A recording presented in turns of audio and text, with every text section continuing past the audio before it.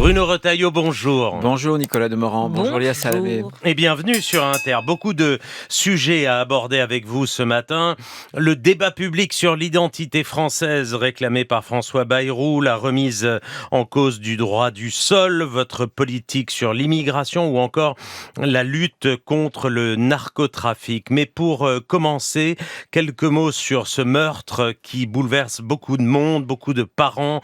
Celui de Louise, 11 ans, dont le corps sans vie a été retrouvé samedi à quelques centaines de mètres de son établissement scolaire à Longjumeau. L'ADN du principal suspect a été retrouvé sur les mains de la collégienne. Que pouvez-vous nous dire de plus ce matin, Bruno Retailleau, sur l'avancée de l'enquête ? Je ne dirai rien parce que vous savez que les enquêtes, bien sûr, sont diligentées par des forces de sécurité intérieures, que ce soit des gendarmes, des policiers, mais une enquête est placée sous l'autorité judiciaire, pas sous l'autorité du ministre de l'Intérieur. Ce que je veux dire, c'est vraiment ma compassion profonde. Je suis père de famille et j'imagine la douleur de la famille. Tous les crimes sont horribles, mais celui-là semble avoir dépassé dans un certain nombre de limites d'imagination. Mais je pense que le coupable a été arrêté. Vous me permettrez quand même de saluer les forces, notamment de sécurité, les policiers, puisque en un peu plus de 48 heures simplement, le coupable pourrait avoir été confondu si j'en juge par les traces de l'ADN, par un certain nombre d'autres indices. Je veux vraiment les féliciter. Ils font un travail vraiment difficile. Vous êtes sûr que le coupable a été arrêté ? On n'est jamais sûr. Et très franchement, c'est le procureur de la République qui va s'exprimer ce soir dans une conférence de presse à 18h, qui pourra en dire plus que moi. Mais sur les motivations du suspect, on parle de jeux vidéo... J'ai entendu. Mais très franchement, peut-on tuer un enfant de 11 ans parce qu'on a perdu, parce qu'on a été contrarié, parce qu'on est frustré à force d'addiction à des jeux vidéo? Ce qui montre bien d'ailleurs que les écrans, les jeux vidéo, il faut y faire très attention. Mais très franchement, de là à commettre cet acte absolument irréparable, c'est absolument terrible. Et ça montre un ensauvagement, ça montre quelque chose quand même de notre société. Il y a une quinzaine de jours, c'est le jeune Elias qui mourait à Paris, poignardé par un adolescent. Ce drame a relancé le débat sur la justice des mineurs. C'est justement aujourd'hui que Gabriel Attal présente à l'Assemblée nationale sa proposition de loi qui veut durcir la justice des mineurs. Comparution immédiate pour les mineurs, dérogation à l'excuse de minorité, sanction des parents. Ça va dans le bon sens à vos yeux ? Ça va dans le bon sens. Malheureusement, c'est une proposition de loi qui a été largement détricotée en commission. Ça fait des années, moi, que je plaide pour une révolution juridique. Pourquoi ? Parce qu'aujourd'hui, et le cas du meurtrier d'Elias est absolument typique, aujourd'hui, on enferme des mineurs violents dans des parcours de délinquance. On ne veut pas leur donner des peines de prison trop tôt, et donc on attend 10, 15, 20, parfois 30 antécédents judiciaires avant que la sanction ne tombe. Pire même, vous savez ce qu'on fait aujourd'hui à la césure ? C'est-à-dire que on découpe, on dissocie le moment où on va reconnaître la culpabilité pour une faute d'un mineur du moment où plusieurs mois après, on fera tomber la sanction. Du coup, la sanction se vide de son sens. Vous savez que les magistrats et que beaucoup d'associations sont opposés à cette décision en disant Ce ne sont pas des adultes. Ce ne sont pas des adultes et ça détourne la justice de son rôle éducatif. Mais je suis désolé, rien dans notre droit constitutionnel, notamment dans nos droits fondamentaux, disent qu'il faut faire une césure. C'est-à-dire séparer le moment où vous dites « tu es coupable » du moment où on va faire tomber la sanction. Ceux qui ont des enfants, très franchement, est-ce que quand un gamin fait une bêtise, vous lui dites « tu as fait cette bêtise, tu es coupable » et on verra dans 3 mois, dans 6 mois, la peine, la sanction que je vais te donner. C'est incompréhensible. Et je pense, là encore, qu'il faut assumer des peines courtes de prison. Des peines courtes de prison, comme le font par exemple les Pays-Bas, d'1 semaine ou 2 semaines, dès le premier délit grave. Parce que c'est cela qui est éducatif. On a des enfants qui ont perdu, des jeunes mineurs, qui ont perdu toute empathie, qui peuvent tuer et quelques minutes après aller boire sur la terrasse d'un café. Et là, je crois que la prison, la butée, elle est essentielle. Maintenant, il faudrait abolir la loi de Mme Belloubet de 2019. Cette proposition de loi la remet en cause, en tout cas la proposition de loi de Gabriel Attal. Partiellement, puisque justement, on interdit en France, jusqu'à présent, des peines de prison réelles et effectuées justement avant 1 mois. Le droit du sol. Oui, Gérald Darmanin réclame de revenir sur ce droit du sol. Il estime que l'obtention de la nationalité française ne doit plus être automatique, c'est ce qu'il dit. François Bayrou lui a un peu fermé la porte en appelant à un débat public approfondi et beaucoup plus large sur l'identité française, sur ce que c'est que d'être français. Le Premier ministre, Bruno Retailleau, essaye-t-il de noyer le poisson ? Non, pas du tout, parce que ce débat, il est né pour Mayotte, sur Mayotte. Je le sais très bien, nous avions d'ailleurs voté sur la loi immigration au Sénat, une restriction, un durcissement du droit du sol qui était ensuite censuré pour des raisons de forme, vous le savez, par le Conseil constitutionnel.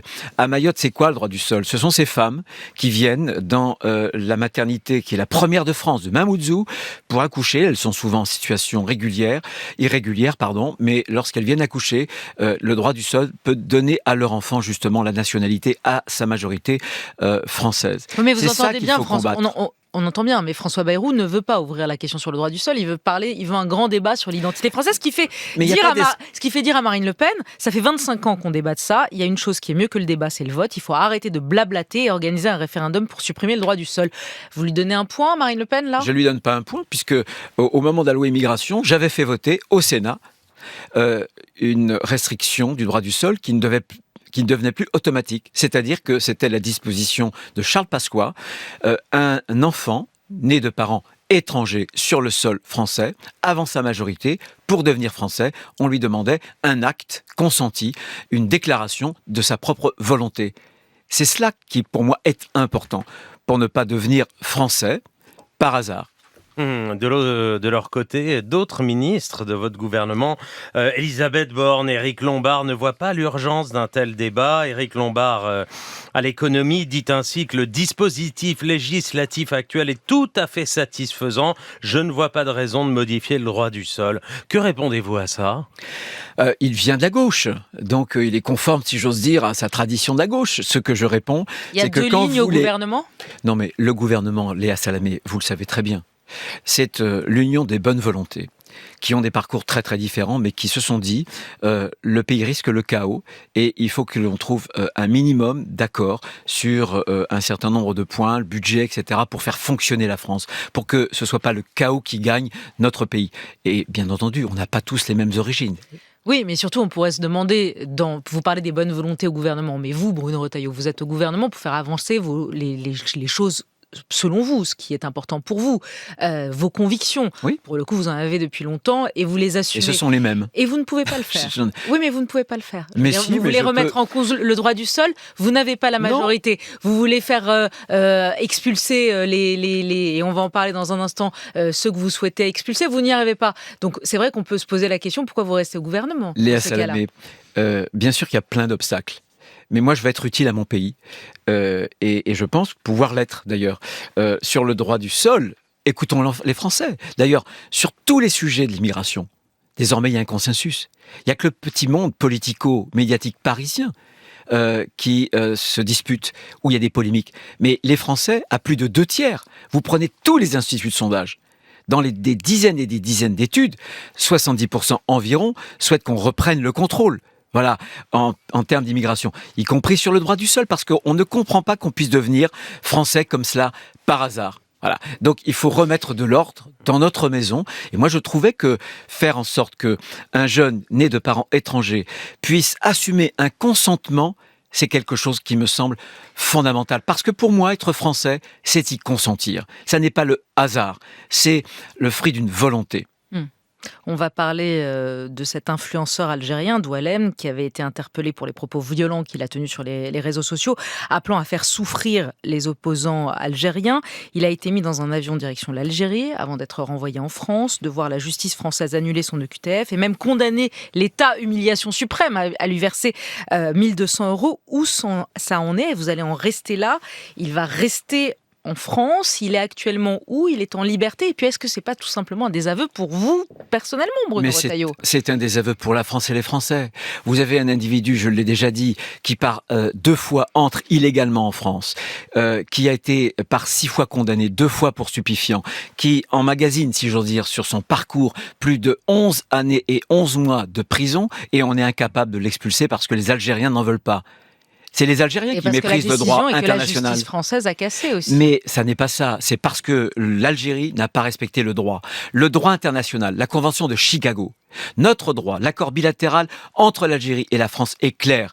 Dès lors qu'on a un passeport en plus biométrique, infalsifiable, où c'est un ressortissant algérien, le droit international, comme notre droit, imposait à l'Algérie de le reprendre. Voilà.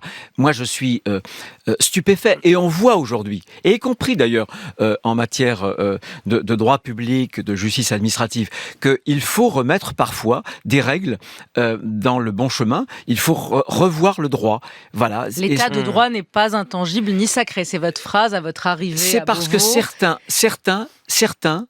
certains nous présentent comme appartenant à un état de droit des règles qui, pour moi, ne sont pas intangibles. Par exemple, lorsque la jeune Philippine est violée, est tuée, assassinée par un ressortissant marocain, si nous avions pu, par exemple, avoir une durée de rétention dans les centres de rétention administrative plus longue, elle serait en vie.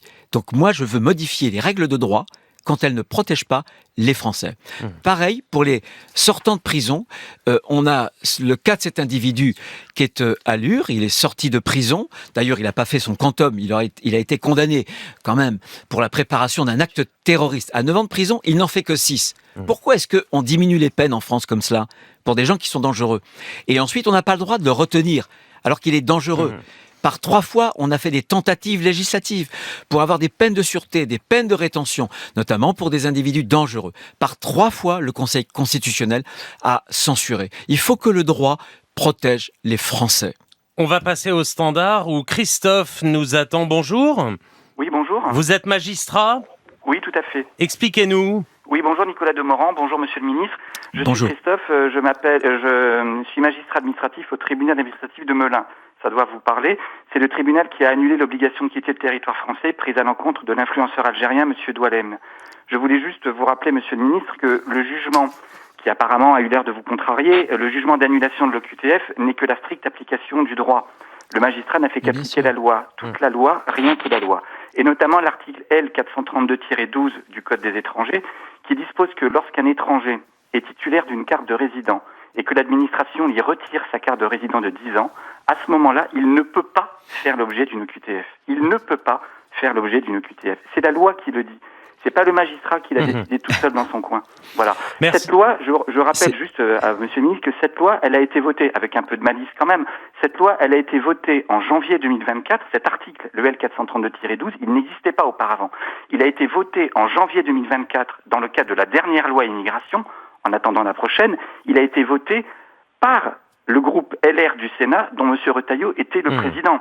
Donc, si cette loi ne lui convenait pas, il fallait pas la voter. Mais maintenant, la loi, elle est dans l'ordonnancement juridique. Le magistrat ne fait que l'appliquer. Je voudrais juste également dire une chose. Rapidement, Christophe, oui, s'il très vous plaît. rapidement. C'est que depuis maintenant 3-4 jours, au tribunal administratif de Melun, c'est un déchaînement de haine sur les réseaux sociaux, de toute la fachosphère. La présidente, on a appelé à la pendre au écourt, le premier vice-président à le décapiter, etc. Il y a même des individus qui ont été sur Internet, à partir d'un organigramme, essayer de penser qui pouvait être l'auteur de ce jugement, qui encore une fois n'est que l'application de la loi, strictement de la loi. Voilà, et Bien le genre compris. de commentaire, c'est « Ah ben lui, il a un prénom maghrébin, ça peut être lui. Elle a un nom à consonance espagnole ou portugaise, ça doit être elle. » Alors qu'en plus, elle est greffière, elle ne prend pas de jugement. Ouais. Voilà où on en est aujourd'hui. Merci, Simplement Christophe. parce qu'un magistrat n'a fait qu'appliquer la loi. Et Qu'est-ce si que- cette loi ne plaît pas au ministre, qu'il la change. Merci, Christophe. Qu'est-ce que vous lui répondez, Bruno Retailleau Je veux lui dire qu'il ne se sente pas visé. Je ne l'ai jamais visé. Je viens d'expliquer expliquer précisément que on a construit, notamment sur le droit des étrangers, un échafaudage juridique qui protège tellement les étrangers, parfois en situation irrégulière, que l'État régalien, lui, est désavoué. Ça n'est pas les magistrats que je critique simplement des textes dont il va falloir revoir profondément. Mais quand il dit que vous avez voté ce texte quand vous étiez au Sénat... Écoutez, ça m'étonne, peu importe. En tout cas, quand on constate... On va vérifier, mais... Et c'est l'expérience, on avance par l'expérience. Je pense que quand l'expérience nous montre qu'une règle n'est pas adaptée, il faut être pragmatique, il faut changer la règle. Voilà tout. Voilà, je pense que ce que je conteste, vous voyez, c'est un déséquilibre. J'en parlais par exemple pour la censure du Conseil constitutionnel qui n'a pas permis aux législateurs à 3 reprises pour des individus terroristes dangereux qui sortent de prison de mettre des peines de sûreté. Je pense que le déséquilibre, il est celui-là. Il est le déséquilibre entre la protection individuelle de gens qui sont dangereux et la protection des Français, de la société. Je pense que le curseur, il faut qu'on le mette un peu plus du côté de la protection des Français plutôt qu'un peu plus du côté de la protection de ces individus qui sont dangereux. C'est ce que nous demandent les Français. Et comme ministre de l'Intérieur, ne me demandez pas autre chose que de vouloir, que de pouvoir, y compris parfois contre le droit, qu'il faut alors changer, protéger la société française. Retour au standard. Bonjour Stéphane. Bonjour. Vous êtes fonctionnaire de police depuis 30 ans. Depuis 30 ans et plus spécialement chargé de la lutte contre les stupéfiants. Et donc ça fait 20 ans maintenant que j'interpelle différents ministres de la Justice et de l'Intérieur sur les antennes de France Inter, sur la réforme de la procédure pénale, la simplification nécessaire, indispensable de la procédure pénale qui permettra vraiment de lutter contre le trafic de stupéfiants. Et puis une dernière remarque sur la dernière réforme de la police judiciaire qui est venue justement accroître les difficultés en termes de lutte contre le narcobanditisme. Et donc je voulais savoir si le ministre de l'Intérieur allait faire en sorte que la procédure pénale soit vraiment simplifiée pour permettre aux policiers de faire leur travail correctement. Merci beaucoup Stéphane. Bruno Retailleau vous répond. Excellente question. Les policiers et les gendarmes sont dans un étau. Il y a de plus en plus de violence et la procédure est de plus en plus lourde. Ils perdent du temps justement dans des procédures qui les amènent vraiment à passer plus de temps administratif plutôt que sur la voie publique. Ce que je veux lui dire, c'est qu'il y a un acte très important qui s'est passé au Sénat il y a quelques jours, puisque à l'unanimité, les sénateurs ont voté un texte qui va tout refonder en matière de lutte contre la criminalité organisée, avec une organisation nouvelle de l'État, un parquet national spécialisé, un état-major notamment pour réunir dans un même lieu, à Nanterre, les services d'enquête, les services de renseignement de 4 ministères concernés, et avec des nouvelles procédures plus simples contre le blanchiment. Bien sûr, contre la corruption, un dossier qu'on appelle dossier coffre pour que les criminels, ces grands criminels, n'aient pas accès aux informations qui sont fondamentales. Vous allez y arriver ou c'est trop tard? On avait Roberto Saviano à votre micro la semaine dernière qui disait enfin la France ouvre les yeux sur le narcotrafic. Oui, il y a des mafias en France.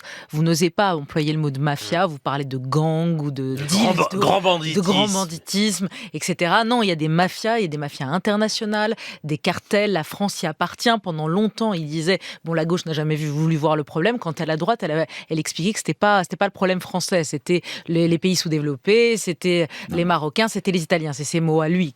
Non, mais vous êtes voilé la face. Et est-ce que vous allez y arriver ou c'est trop tard? Écoutez, c'est moi qui, il y a 2 ans, ai demandé une commission d'enquête sur le narcotrafic quand j'étais sénateur. Et le texte qui a été voté la semaine dernière provient justement de des conclusions de cette commission d'enquête. Il y a un tsunami blanc qui est en train de submerger la France. On a en 2023 la saisie de cocaïne, 23 tonnes. 1 an plus tard, plus du double, 47 tonnes. Cette nuit, des douaniers, à Lille, plus de 400 kilos. Les drogues les plus dures sont disponibles partout, pas seulement en ville, dans les quartiers, mais aussi en milieu rural, dans nos villages, tout le temps avec le Uber-Shit. C'est une menace fondamentale. Ce que je veux dire aujourd'hui, c'est que les narcotrafiquants utilisent des jeunes. Ils sont de plus en plus jeunes. Et donc, le narcotrafic, ce sont des jeunes soldats, des soldats qui sont mineurs, qui sont recrutés, et les tués sont de plus en plus jeunes. Et il y a une menace sur nos institutions, avec notamment la corruption. Oui, nous allons y mettre un terme. Ce que nous avons fait, ce que nous allons faire avec cette nouvelle organisation, cet arsenal juridique, c'est exactement ce que nous avons fait contre le terrorisme il y a 10 ans. Et ça a fonctionné. L'an dernier, je rappelle, 9 attentats terroristes qui ont été déjoués pas de mort. Je ne veux pas dire que demain, il n'y aura jamais d'attentat. Mais nous nous sommes réarmés. Il faut que l'État régalien, celui pour lequel je plaide, qui protège les plus faibles, de la loi du plus fort. C'est en culpabilisant les consommateurs comme vous le Oui. faites. Vous avez lancé une grande Oui. campagne pour expliquer que fumer un joint ou prendre un rail de cocaïne, c'est Oui. avoir du sang sur les mains. C'est comme ça que vous allez changer les choses, vous pensez ? Eh bien oui, j'assume aussi de sortir de cette culture récréative, un peu bobo, et j'assume de dire aux consommateurs, s'il y a des trafiquants, c'est parce qu'il y a des consommateurs. S'il y a une offre, c'est parce qu'il y a une demande. Et moi, j'en ai marre de voir ces jeunes. Je me souviens, à Marseille, un gamin de 15 ans, lardé de 50 coups de couteau, achevé par le feu. Ils l'ont brûlé vif.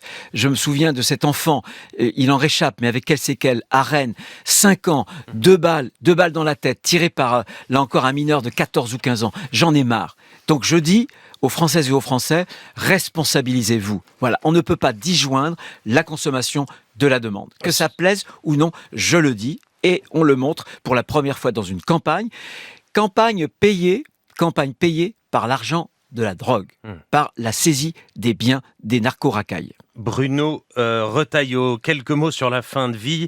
Hier, à ce micro, la ministre du Travail, de la Santé et des Solidarités, Catherine Vautrin, nous disait que le choix de François Bayrou de scinder le texte en deux, avec d'un côté les soins palliatifs, de l'autre l'aide active à mourir, n'était pas acté. L'Élysée est sur un seul texte, disait-elle, et elle-même, qui vient de la droite comme vous, dit aussi clairement préférer un texte et un seul. Qu'est-ce que vous lui répondez ? Qu'elle a tort ? Que c'est François Bayrou qui a raison ? J'approuve totalement le Premier ministre François Bayrou. Nous en avons parlé à plusieurs reprises et je ne vois pas ce que cela enlève d'avoir 2 textes plutôt qu'un. D'avoir qu'un seul texte, c'était une confusion. Il y a des centaines de milliers de soignants qui nous ont dit attention, c'est 2 choses différentes. Aujourd'hui, ce qu'il faut, c'est qu'on ait des soins palliatifs partout en France parce qu'il y a des centaines chaque jour de Françaises, de Français qui meurent dans la souffrance parce qu'ils ne disposent pas de soins palliatifs. C'est une ligne rouge, c'était une ligne rouge pour vous. Vous aviez dit je quitte le gouvernement si le texte n'est pas scindé en deux. Non, j'avais indiqué que je ne souhaitais pas qu'un PJL, un projet qui viendrait du gouvernement à objet unique, soit évidemment... Là, c'est pas le cas. Ce qui n'est pas le cas, bien sûr. Non, Ce qui n'est pas le cas. Ce que je veux dire, c'est que au moment de la mort, d'abord, il y a la conscience intime et que Catherine Vautrin pense différemment du Premier ministre ou de moi, ça ne me choque pas du tout. Elle a évolué, elle vient de la droite comme vous. Oui, mais sur ces questions, elles sont, encore une fois, ce sont des questions de conscience. Et je crois que chacun doit apporter sa réponse. Simplement, la réponse que moi j'apporte, c'est que on ne doit pas laisser souffrir les gens quand ils vont mourir. Les soins palliatifs, c'est d'abord le remède. Un mot sur Emmanuel Macron qui choisit Richard Ferrand pour succéder à Laurent Fabius à la tête du Conseil constitutionnel. C'est un bon candidat à vos yeux ? Je ne me prononcerai pas parce que désormais, donc, les 3 présidents de la République, les 2 présidents des assemblées ont mis sur la table 3 noms et maintenant c'est le Parlement qui va devoir déterminer si ce sont des bons candidats. Vous préférez langue de bois ce matin ? Non, c'est la séparation des pouvoirs. Si jamais j'entrais dans cette discussion, on me dirait mais il est ministre, vous avez un avis quand même. C'est l'exécutif. Bruno Retailleau, vous avez un avis. Et je le garde pour moi. Ouais, Léa Salamé. Très bien. Un mot sur votre parti LR. Depuis octobre, Laurent Wauquiez, chef des députés LR, s'est lancé dans le chantier de la refondation du parti. Il y aura bientôt un congrès avec l'élection du nouveau président de LR. Vous êtes candidat ? Si je devais l'être, ce n'est pas ici que je l'annoncerai. Ah bon ? Et pourquoi donc ? Non, c'est devant les militants, si je devais l'être. Si je dois être amené à prendre cette décision, vous avez les militants, décidé ? je la réserverai aux militants. Vous avez décidé ? Ah, ça c'est mon fort intérieur qui ne peut pas vous le dire. Laurent Wauquiez, il s'inquiète là. Il vous rappelle le deal que vous avez passé. À toi d'incarner la droite au gouvernement, à moi de reconstruire notre famille politique. Si tu romps cet accord, Bruno, tu porteras la responsabilité d'allumer une guerre des chefs qui sera dévastatrice. Non, mais la démocratie a été inventée en Grèce et on l'a en France pour éviter la violence justement. Voter, ça n'est pas diviser. La démocratie, c'est au contraire faire des choix et on verra bien quel sera le choix des uns et des autres. Mais tant que je ne le suis pas candidat, je l'étais avec M. Ciotti à l'époque, est-ce qu'il y avait eu une guerre des chefs? Est-ce qu'il y avait eu du sang sur les murs? Je pense qu'on a besoin, et je le vois bien, et pas que moi, mais on l'a vu aussi dans des résultats des élections législatives partielles, municipales. La droite retrouve des couleurs, et je pense qu'il faut vraiment refonder un grand parti de droite qui accepte de s'élargir. Voilà, il y a un goût parce que les Français viennent vers nous, parce que je pense qu'ils adhèrent à nos solutions et à nos propositions. Allez, une dernière. Que pensez-vous de l'idée d'une grande primaire du centre et de la droite, comme le souhaite le maire de Cannes, David Lisnard? Très franchement, je me consacre à ma tâche. 2027, c'est beaucoup, beaucoup trop loin. Donc je ne m'embarrasserai pas avec ce genre de questions que je n'ai pas résolues non plus, en plus, au moment où je vous en parle. Mais vous vous tâtez quand même. Tout le monde dit que vous vous préparez. C'est ce que dit votre entourage. Mon entourage, je l'ai dit, c'est le seul entourage que je connais, c'est mon tribunal intérieur. Et alors, il en est je où n'aurais- le je tribunal personne. intérieur. Comment va le tribunal intérieur? Il a délibéré. Que dit Au moins. le tribunal Eh bien, il n'a intérieur? pas délibéré. Et je crois que ma force vient de ma liberté. La liberté de dire ce que je pense. Je crois que on peut me critiquer, hein, je comprends parce que j'ai des options qui sont fortes, j'ai des convictions que j'assume. Elles sont cohérentes depuis longtemps. Mais au moins, on peut pas dire il en change en permanence. Ce que je veux simplement dire, c'est que ma liberté, c'est cette force. Et cette force aussi, c'est que je ne suis pas dans le coup d'après. Voilà. Je me consacre totalement à ma tâche. Eh bien, merci. Merci Bruno Retailleau. Retailleau d'avoir été au micro d'Inter ce matin.